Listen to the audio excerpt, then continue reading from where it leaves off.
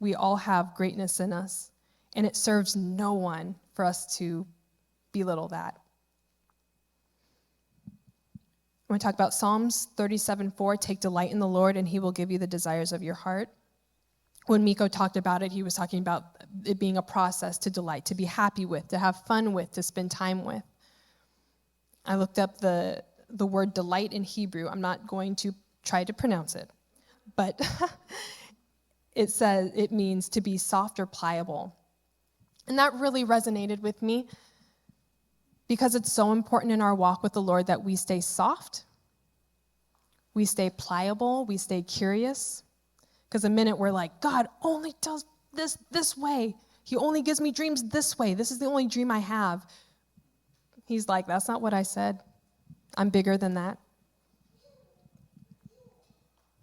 It takes great strength to be open to him. It takes a consciousness, an intentionality to be open to what he has to say to us. It's actively choosing his way, aligning to his attributes.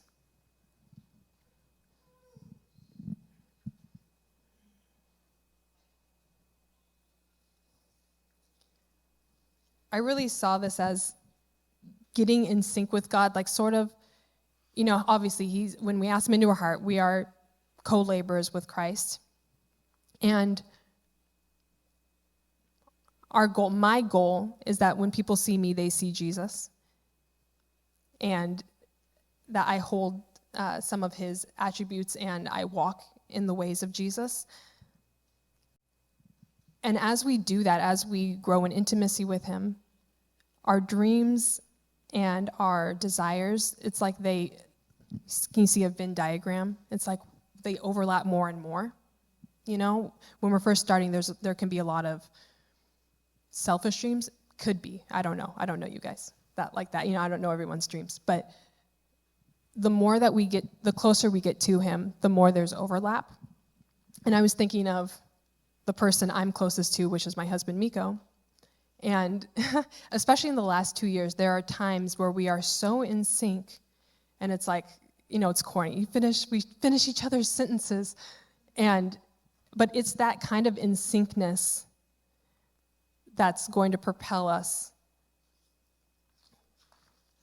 The more intentional time you spend with the Lord, the more trust you build with him. The more trust you build with him brings intimacy. To dream is to be vulnerable. And I didn't realize how much until sort of like all of these dream messages where I was like, oh, this kind of feels like I'm exposing myself a little bit.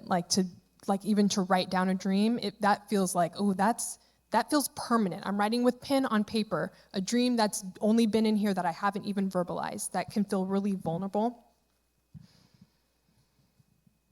But the more time we spend with him, and the more trust that's built, that then leads to intimacy.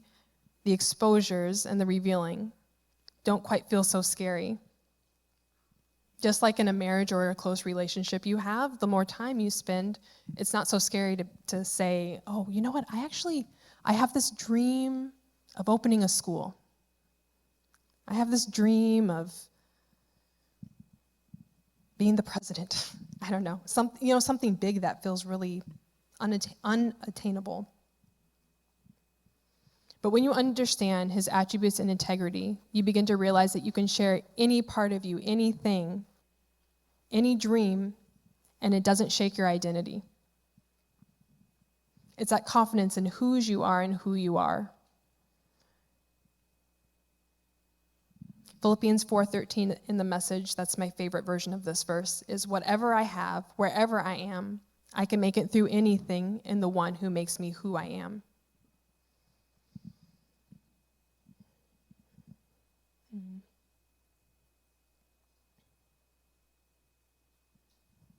The second part is cultivating, to develop. And my first thought, when you hear cultivate, my first thought is seeing a field or a garden. To cultivate our dreams is the turning over of the groundwork in our lives, of our hearts, removing that which isn't serving anybody or anything, making room for our dreams, being intentional with them, making them a priority. And that can be hard. Like, have you ever, my neighbor she has a new garden area, and I went to visit, and it looks beautiful, and I was like, how did you do this part? And she said, I was on my hands and knees with a shovel, digging up the grass in this heat, turning it over, so that weeds won't grow. And she, that took time, that took effort, that took intentionality of, I want my garden to be right here. It's taking something that is not formed, abstract, something birthed in my imagination, and in that what if, I wonder, I wish space with God and giving it shape and function.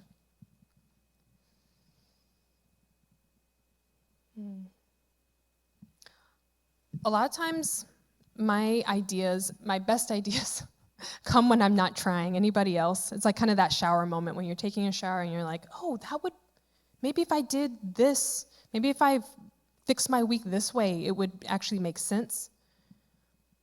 And that's so important. It's really hard in this culture. It's so hard in this culture, in our Western culture, because, the world says work 8 days a week, rest maybe 2, and then go back to work. Work really hard. And that's important, that's good. I'm not trying to diss, hard work or anything, but I'm just saying it's so important that we are intentional with the time to play and let our minds be free. We don't do it enough. And even with children, so I worked at a daycare for 8 years, and when I was at work, it was a lot easier for me, probably because I was getting paid. No. But it was a lot easier for me to enter into imagination with the kids, or to, they'd want to play pirates. So sure, yeah. And it can be harder when it's day to day. So I'm just speaking as a mom, I guess, right now. But it's hard when you're in the day to day doing what needs to get done. Laundry, dishes, dinner, repeat. That you don't put in that space to rest. And that can be with any season of life. You can find ways to be busy, whatever season in life you're in. But I'm telling you, it's really important to give yourself that space to play. Invite God into that place. So my grandma had a beautiful garden. My brother can attest to. She spent a lot of time. She was widowed when she was probably in her 60s, maybe 50s. I'm not sure. 50s? Yeah. But so I don't know this for sure, but I think she put all of her energy into that garden. She had a huge yard, and it was always super manicured, and the grass looked great. There were pathways, and the flowers were always beautiful and blooming. That took, just like my friend, that took so much time and effort and intentionality. And maybe some help. Maybe in the beginning she didn't know what she was doing and asked a neighbor. Who knows? But, so I grew up seeing this yard. Flash forward to, when I'm an adult and get my first house. And the yard looks pretty good in the beginning, the front yard at least.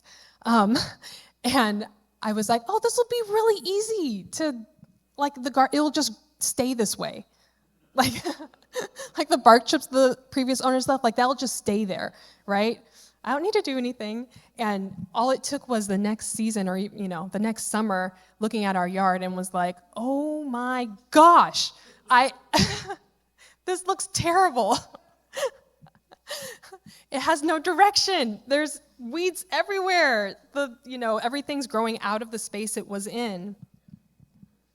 I needed help. I needed vision and direction.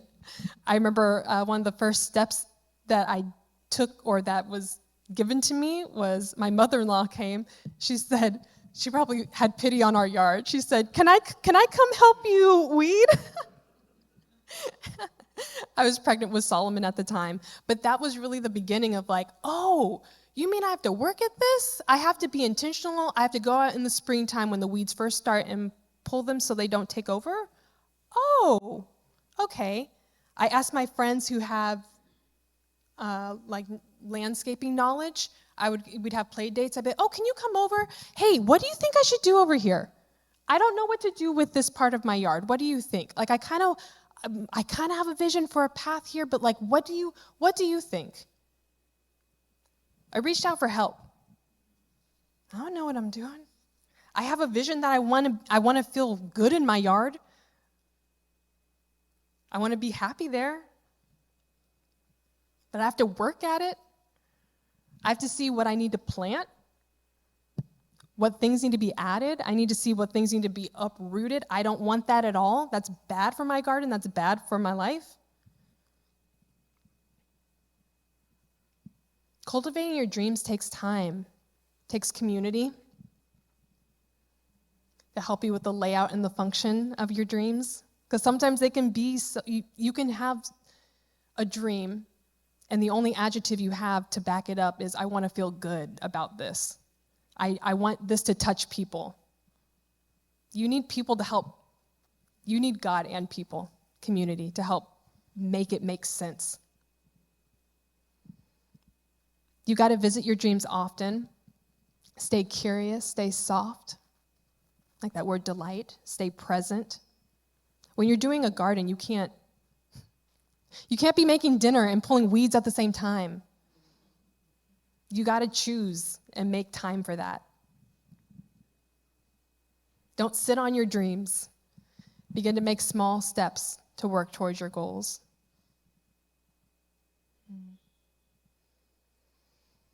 Miko had talked about dreams being generators of hope, again, which I love that. When we are able to grow and develop and build our dreams, this keeps the hope going. It feeds into our identity and our purpose in life. It helps give shape and meaning to our walk. If we don't have hope, what do we have?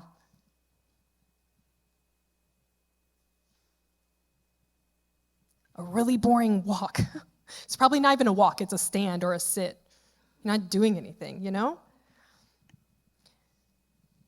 I have a lot of dreams, some of which are still uncovered that I need to, dig out and see what they are. But if I never check them and they go unfulfilled, it's just a fantasy somewhere out there. Cultivating your dreams is bringing them from fantasy to vision.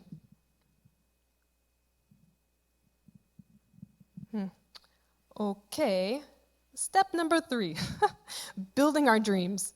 It's pretty simple. You do it. And sometimes, have you guys heard of, I think it's called Swedish death cleaning? Has anyone heard of this? No? Okay. I just heard about recently, so I may butcher it, but look it up if you're interested. But it's like you have a list of the things you need to clean, and oftentimes, if there's like a big list, it can feel overwhelming. But the Swedish death cleaning is just like, you just do it. Like you see it and you're just like, okay, I'm going to clean the toilets. I'm going to, you just go for it. That's kind of how I see this. Like let's say you've cultivated a dream. I want to have a school. I've compiled my dream. I've cultivated it. I have talked to my friends and family about the school. I've gathered the teachers I need. I have people that have, held on or have agreed with my dream and want to move forward with it. But it does me no good if I'm like, all right, guys, you guys have the vision too, right? So just go on and do it. That's not going to work. If whatever dream the Lord has given you, you've got to get up and do it. You can't just sit on it. You can't expect someone else to pick that up for you. It's your dream. He gave it to you for a reason.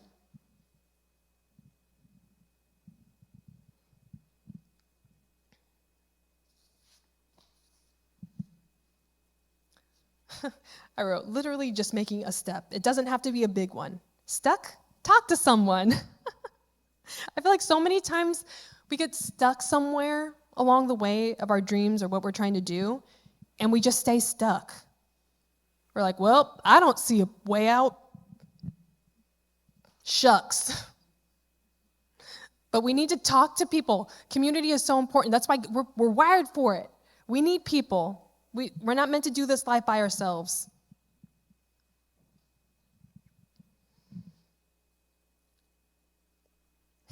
I love this. When what we start, we have to continue in our own strength. But remember, what the Lord gives us, what God starts, he continues in his strength.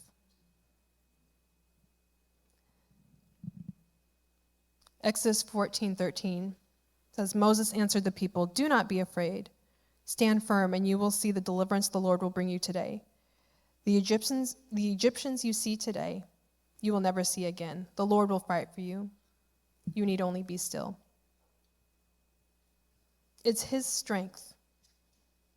Again, what the dreams that he's given you, it's sort of like a puzzle. And it's our job to walk through and figure out what fits where, what belongs where, just like the garden.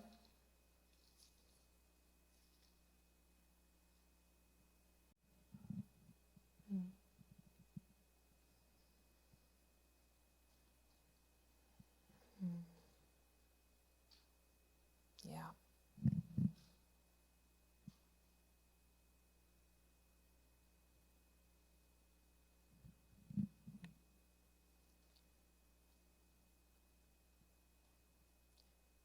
Dreaming can be really hard, but God's bigger.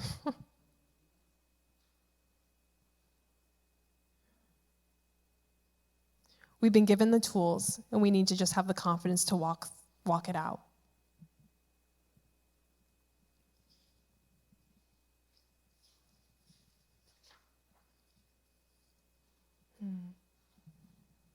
That's really about all I have.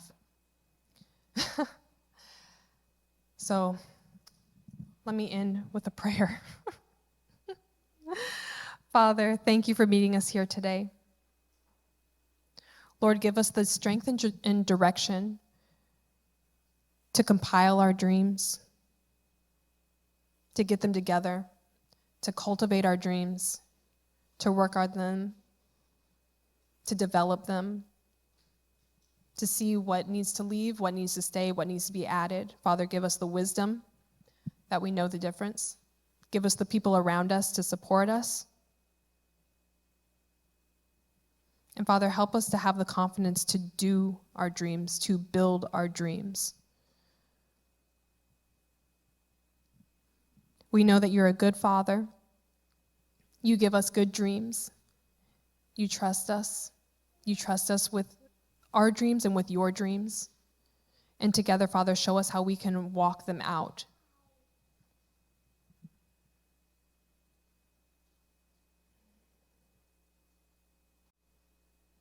In Jesus' name, amen.